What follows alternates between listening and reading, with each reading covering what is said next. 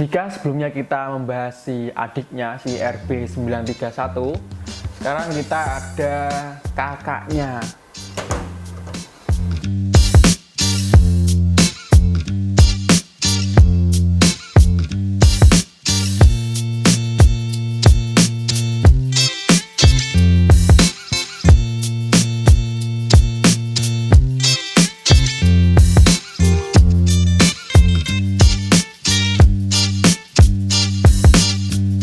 Pertama, untuk spesifikasi teknisnya di sini itu tidak jauh berbeda dari yang adiknya atau bisa dibilang mirip-mirip. Jadi dia punya prosesor single core dengan speed 650 MHz dan storage 16 dan 32 MB untuk RAM-nya dengan arsitektur SMIPS. Tentu saja sudah ada WiFi internalnya dan juga antenanya juga di dalam sama seperti adiknya. Dan yang saya suka tentu saja dia hemat daya. Yang berbeda secara fisik dari si adiknya, dia port Ethernet-nya dia sudah ada 4 buah. Dan untuk model seri 941 ini dia ada yang berdiri atau tower chest. Itu biasanya di keterangan itu ada paling belakang itu namanya ada TC, itu namanya tower case kalau nggak salah. Dan juga ada yang versi tidur, ya versi tidur seperti ini. Tapi secara mesinnya, secara portnya pun sama 4 buah dan 4 buah ini contoh saja ini 951UI 2HND, tapi contoh modelnya itu kayak gini, tidur dan berdiri. Tapi secara mesin dia sama saja. Nah, untuk kemampuan dari alat ini yang saya rekomendasikan itu dia bisa handle di bawah 30 Mbps ya. Ini yang saya rekomendasikan. Jadi kalau misalkan kalian berlangganan internet entah itu dari ISP manapun ya, misalkan di bawah atau maksimal 30 Mbps ya. Kalau di atasnya ini kayaknya sudah kewalahan menurut saya. Jadi kalau kalian masih berlangganan speed internet di bawah 30 Mbps sih masih bisa dihandle untuk alat ini dan juga adiknya yang kemarin tentu saja. Jadi kalau misalkan kalian berlangganan speed internet di atas 30 atau 40 atau mungkin 50 Mbps ya alatnya bukan ini. Ya, ini menurut saya pribadi tidak cocok untuk di atas 30 Mbps. Untuk WiFi internalnya di sini, dia jangkauannya sekitar 5-10 meter di 2,4 GHz. Dan ini menurut saya kurang ya untuk sejenis router yang sama di harga-harga yang mungkin ratusan ribu itu masih kalah untuk jangkauan WiFi-nya. Karena pada umumnya jika WiFi access point pada umumnya yang di harga 100.000 jika dibandingkan dengan ini untuk WiFi internalnya saja untuk jangkauannya, saya rasa lebih menang WiFi yang 100 ribuan lah, pokoknya yang AP atau access point yang 100 ribuan kayak ini itu punya saya TP-Link itu lebih baik lah untuk daya sebarnya itu lebih baik ketimbang WiFi internalnya si RB941 ini. Cuman ya cukup lah, tapi 5-10 meter pun nggak apalah daripada nggak ada gitu. Hal ini menurut saya wajar ya karena dia single core CPU-nya dikasih fitur yang banyak dan advance juga jika dibandingkan AP eksternal itu kan biasanya fiturnya lebih sedikit, lebih mungkin cuma fokus di penyebarannya aja kalau router-router atau AP eksternal. Tapi kalau jika ini dia lebih menang ke arah jumlah fiturnya sih.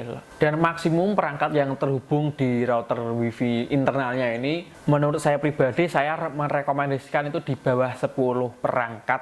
Jika dipaksa untuk melayani klien atau perangkat di atas 10 perangkat, saya rasa ini sudah kewalahan atau ngos-ngosan ya. Ini menurut saya pribadi akan sangat membantu jika ini ditambahin AP eksternal ya. Jadi nanti bisa dikonfigurasi lewat port Ether 3 atau Ether 4 biar lebih bagus, nanti kasih AP eksternal. Jadi WiFi-nya dimatiin saja, WiFi internalnya di sini supaya bisa beban CPU itu bisa berkurang. Jadi dia fokusnya untuk memanajemen aja. Untuk pemancarnya nanti biar si AP eksternal.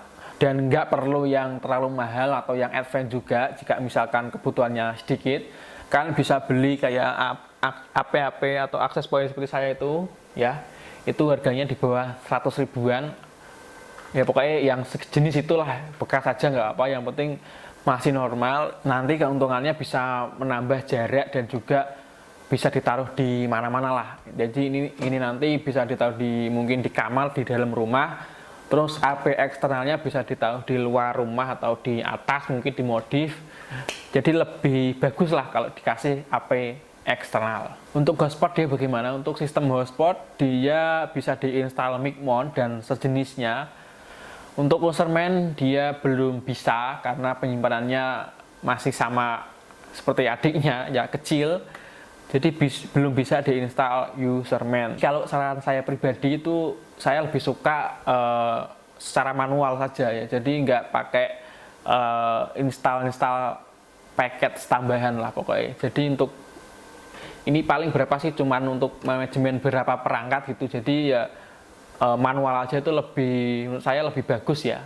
Selain bisa belajar juga dan kita lebih advance untuk mengatur perangkat-perangkat yang lebih spesifik itulah pokoknya. Jadi kesimpulannya, jika dibandingkan dengan si adiknya, si RB931, itu dia lebih unggul jumlah port. Tentu saja ini portnya ada 4, kalau si RB31 kan 3. Untuk dayanya kayaknya kurang lebih sama ya. Cuman di sini dia unggulnya juga karena dia lebih besar. Ini lebih besar bodinya, mungkin juga PCB-nya, otomatis dia kalau penempatan antar komponen ya, misalnya IC 1 dengan komponen yang lainnya, entah itu kapasitor, resistor, dan kawan-kawan, itu harusnya itu lebih renggang, maksudnya lebih ada jarak.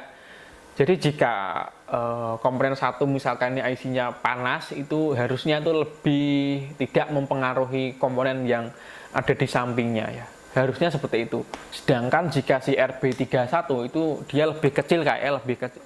Saya barangnya udah nggak ada. Pokoknya lebih kecil, mungkin setengahnya ya mungkin ya. Mungkin setengahnya dari ini saya lupa. Tapi sekitar setengahnya ya. Jadi tentu saja untuk masalah sistem pendinginnya kayak lebih bagus sih ini ya. Meskipun sama-sama dia sistem pendinginannya dia masih pasif ya. Jadi belum ada kipas tentu saja. Tapi ya itu spesifikasi ya, supaya ya pokoknya itu menurut saya pribadi lah. Jadi jika menemukan di harga-harga yang mirip, yang nggak terlalu beda jauh, saya rasa jelas ambil ini saja lebih baik ya, meskipun mesinnya itu sama, maksudnya jenis prosesor penyimpanan itu sama, tapi yang jelas dia lebih unggul, sedikit lebih baik lah. Port Ethernet tambah 1 dan dia lebih besar ya, jadi lebih baik ini kalau harganya mirip-mirip. Mungkin itu saja sih untuk pembahasan kali ini, tapi yang jelas dia adalah alat yang cukup bagus di sistem jaringan, apalagi yang mau belajar.